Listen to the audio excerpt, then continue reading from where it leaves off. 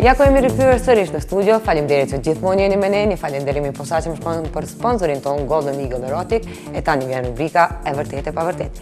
Pjesë e kujt do të jetë Rita Ora dhe cila shqiptare ka filluar karrierë jashtë shtetit, këtë më së miri e kuptojmë bashkë tash. Në panelin gjykues do e sjell Rita Orën dhe këngëtaren me famë botrore Cheryl Cole. Të dyja këto nuk do të jenë për Njom Zavitia depërton në skenën amerikane. Kjo është plotësisht e vërtet.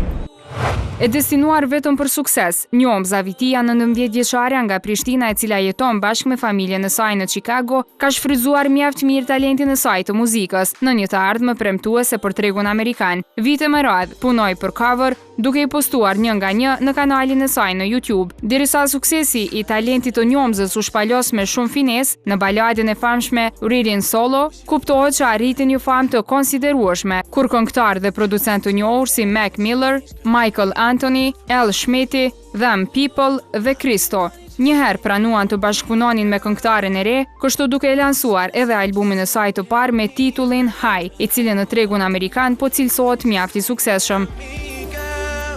Ka pak muaj që është publikuar kënga Kangaroo e Mac Miller, e që Njomza ka qenë pjesë e këtij projekti, e një tjetër këngë e saj që ka pasur sukses është Riding Solo.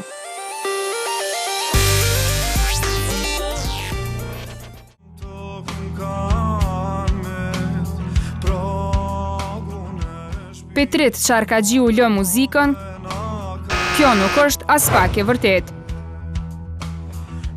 Është përfolur këto ditë se vokalisti i rock grupit Jericho, Petrit Çarkagjiu, ka lënë muzikën dhe i është futur me të madhe fesë. Ky lajm ka qarkulluar në portale të ndryshme, por që vetë Petriti për emisionin prive demanton këto thashëthëme. Ai thotë se ligjëratat për fen i ndjek tash 15 vite, por që e ka lënë muzikën, kjo nuk është as pak e vërtet.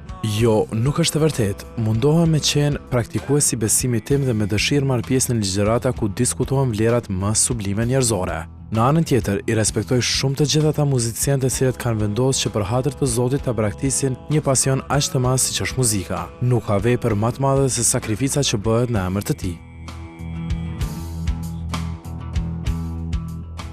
Nga ana tjetër, ai për prive zbuloi se është duke punuar në një projekt të ri që shumë shpejt pritet të publikohet.